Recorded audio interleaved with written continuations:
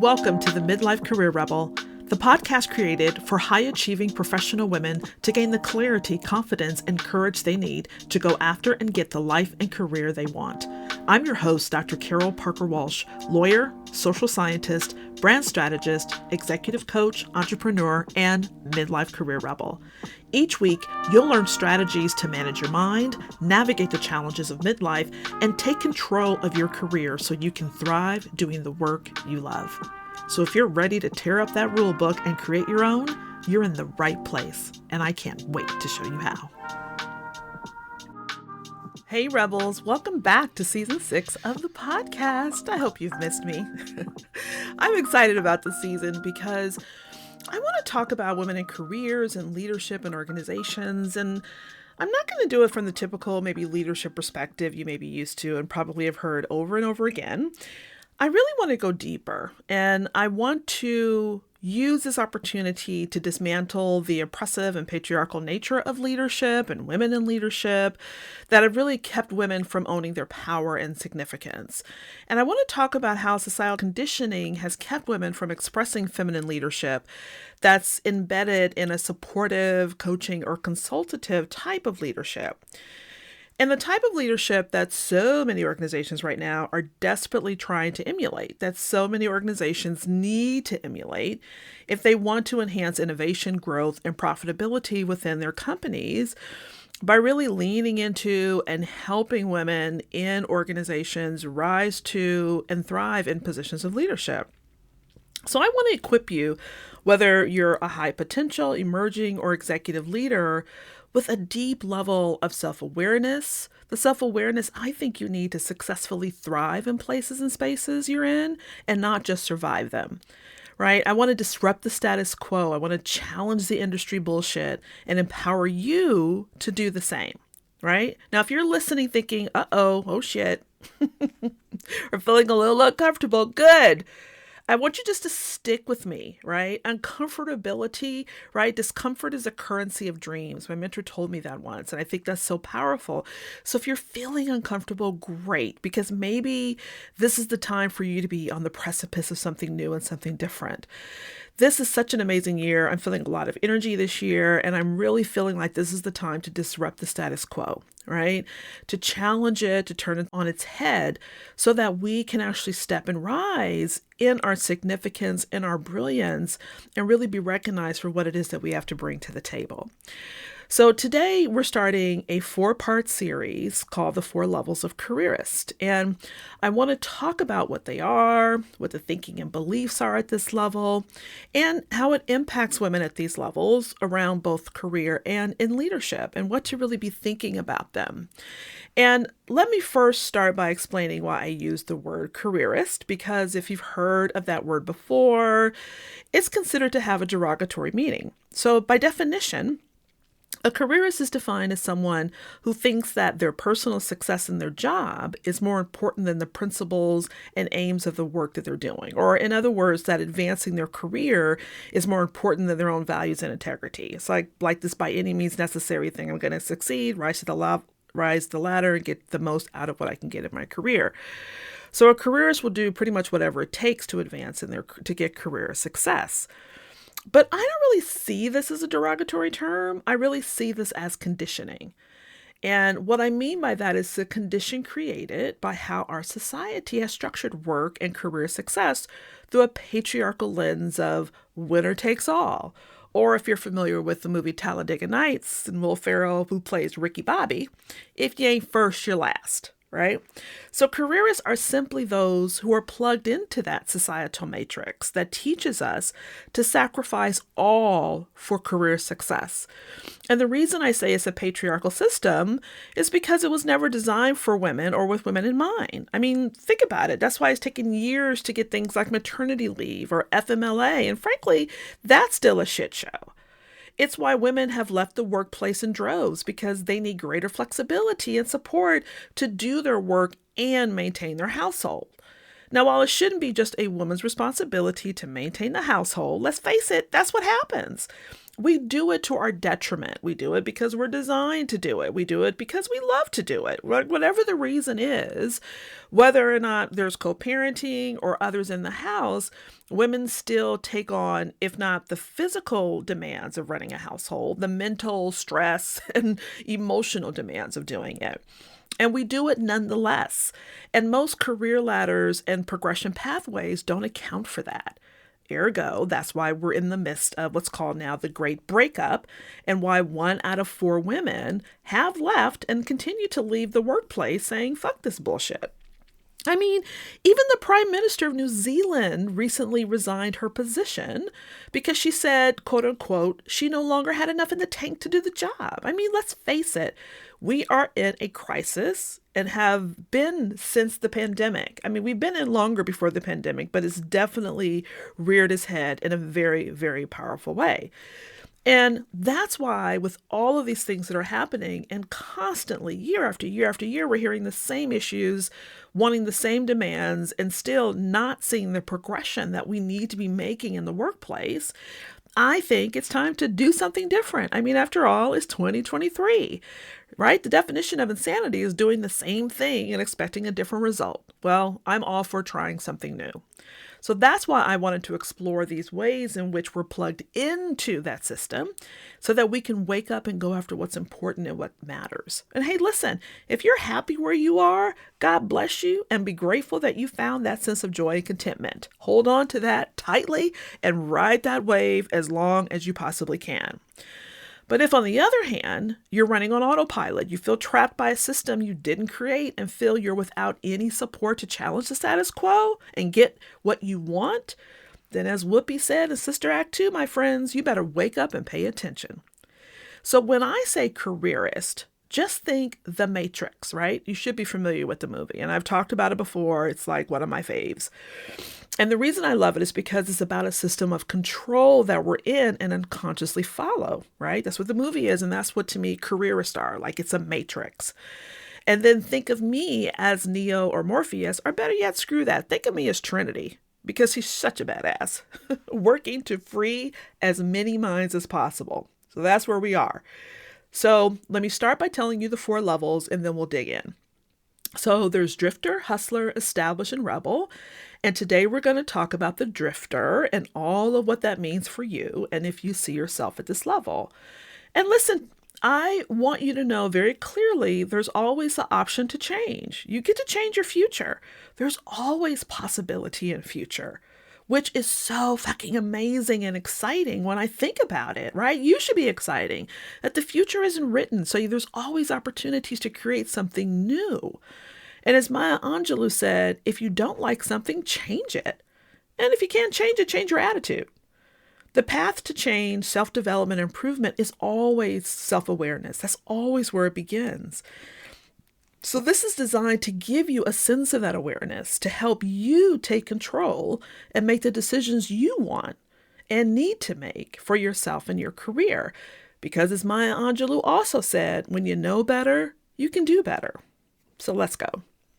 Now, I've talked about these 4 levels before on social media and in webinars and masterclasses. So if you've been following me for a minute, this ain't new shit.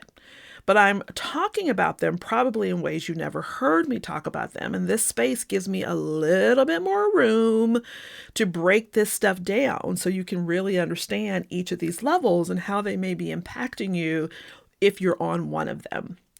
Now, throughout my almost 30-year career coaching, training, leading, researching, and supporting women in their career pathways in a variety of roles, industries, and occupations, I've been able to create these categorizations. And listen, these are not categories you're going to read in books or see anywhere else because they're proprietary and unique to me. And I've used my knowledge and experience and research and experience to really understand and develop these different levels. So the first level we're talking about today, as I said, is the drifter. And while this is not a level most high-achieving women sit at, there are still too many women stuck at this level because they've been fully indoctrinated into the patriarchal and oppressive work system. They've watched their parents work within the system, their family, their peers, their friends, and they basically just accepted that this is as good as it gets. And even if they haven't accepted it, they definitely believe there's nothing they can do about it. So listen, at this level, women mostly feel victimized by the system. And you know what? They're right, because it's not their fault. So as a result, most women at this level feel stuck and haven't been able to, or really even try to realize their full potential, value, and worth. And in fact, they're most likely questioning it every day, right? This is where you see severe levels of doubt and imposter syndrome and unable to believe in themselves and what's possible, that they're very, very limited by the external validation or what they think they can do versus what they believe is possible for them, right? So women at this level often feel very trapped and unhappy with their jobs, but they've resolved themselves to believe that's just the way it is. After all, isn't that why we call work work? They've accepted as a fact that their jobs are nothing more than a means to an end, as a paycheck to pay bills, cover tuition costs, and a variety of other childcare expenses, and to cover things like rent or mortgage to keep a roof over their heads and their families' heads. Now, I also call them drifters because they're often in positions that are highly susceptible to external circumstances and conditions, like a pandemic, recession, downsizing, right-sizing, layoffs, reorgs, and company shutdowns. They're also more likely to work in positions where they have little to no agency and are often at the mercy, in many ways, to the company climate, culture, or just plain bad management. When they look for jobs or go after other positions, the focus is primarily on a decent title, good insurance and benefits, and pay. I mean, for most people, those things are important, but for the drifter, they will definitely compromise other things as long as these core needs are met. Things like job satisfaction, upward mobility, training programs, education reimbursement, having an inclusive culture, and equitable treatment, while they're considered to be nice to haves, they're not really the make or break that's going to make them take or deny taking a job. Why? Well, first, while these things, like I said, are nice to have, they're not overly expected, right? And they also subscribe to the idea that, well, if I just keep my head down and work hard, everything's going to work out. So they're often very singularly focused on just doing their work and not overly interested in what's happening around them or in the company culture. So that's why oftentimes if things are going awry in different places, while they may not like it, and maybe they complain to their friends, they're like, that's just part of the way it is, right? That's just this what you have to deal with and what you have to go along to get along.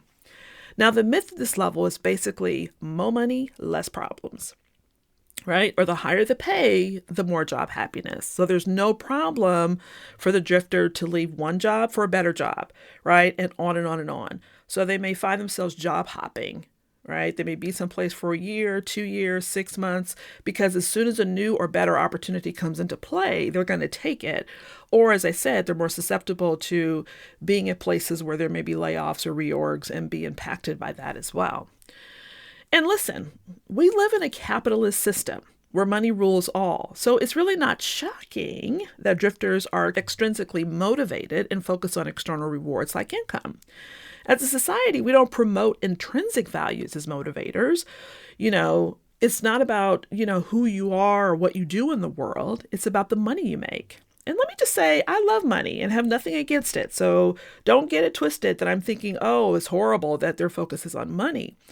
But money is not the path to career happiness, because if it were, then there wouldn't be so many studies showing that 87% of people are unhappy with their jobs, or that 1 out of 4 women are quitting their jobs, right? You see what I'm saying? So if money were the answer to happiness, which is the mythology that drifters believe, then we wouldn't be in these situations. There wouldn't have been the Great Resignation. There wouldn't have been all of those things that we've seen over the last couple of years and will continue to see moving forward. So while money is an important factor, it's not the only factor, but for the drifter, it really is a primary factor. But the real issue here, however, is that there's a lot of conditioning and fear and little to no confidence or belief that it's possible to have a career doing meaningful work and getting paid well to do it. There's also little to no confidence or belief in their ability that they can do something more than what they're doing now. So they're often limited to taking whatever someone offers versus being picky and choosy about something that really matches against their skills and abilities. I mean, think back to when you may have told your mom or dad when you were little and they asked, what do you want to be when you grow up? And you said a ballerina or singer, right? And they said, oh, that's cute, honey. But when you grow up, you're going to get a real job. You're going to have bills to pay, right? So our ideas of going after things that we love or doing our passion and purpose have been dashed for decades. And in fact, you hear people say you can never do what you love. You just need to work. So a lot of us have bought into that fallacy. And now, granted, some of y'all were saved when they told you that because you couldn't dance or sing to save your life. But you get what I'm saying, right?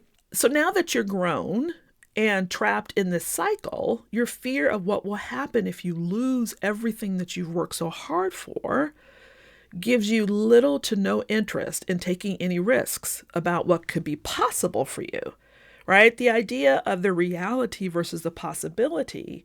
In every case, reality is going to rule. Because if you risk going after a dream or a passion or something that could be great for you and you end up losing everything you've worked for, that would be devastating. And that's just a risk most drifters will not take. And over time, after years of living within the matrix mindset, they don't see any way out. Right? You'll hear things like, well, it's just too late for me, or I'm too old, or I don't have enough skills or the right education to go after something new or different. And honestly, that's just fear talking. But at this point, they're held hostage by it because they can't see a pathway out. At this point, it's just about survival and meeting their basic physiological and safety needs, right? Those two lower levels of Maslow's hierarchy of needs, like that is primary. So how to move from this level into one of the higher levels? Well, I want to be real with you that admittedly what keeps someone at the drifter level is primarily the social conditioning and patriarchal bullshit that created the narrative and belief in the permanency and unchangeable nature of where they are and the position that they're in. So until they can change that myth or break free from that way of thinking and believe in the possibility for more, it's going to be really, really hard to move. The primitive brain will send out all kind of alerts and messages to keep you right where you are. It's really like what Morpheus told Neo, not every mind can be freed. Now, as leaders, drifters will often be the ones who are micromanaging. They'll be authoritative in their approach and won't be interested in fostering team growth or development, mostly because they haven't engaged in it for themselves. Or if they did try to do team development, it probably wouldn't be well received by the team because it would be more individually focused as opposed to really thinking about what's best for the team. So if you're being led by someone who's a drifter, don't look for them to help you with any promotional or career advancement opportunities, right? Especially in any way that may be meaningful for you. You'll have to work around them, but you're going to need to be careful because they may see that as a challenge to their leadership or usurping their authority. So finding a mentor or a sponsor or an organization may be the best route for you, right? So that you can get some level of support around, whoever you're working for that may be stifling your ability to really advance, right? Don't take it personal. Don't internalize it. Just be strategic about what you may need to do if you have a drifter as a leader. And if you're a leader and a drifter, these are some things you may want to take into consideration and try to engage in some level of leadership or self-development so that you can think more broadly about what it means to lead a team and to support a team. Now, if I'm striking some nerves and you're having an awakening that maybe you've been a drifter all these years, I want you to know, and I've said this before, it is possible to move out of the level.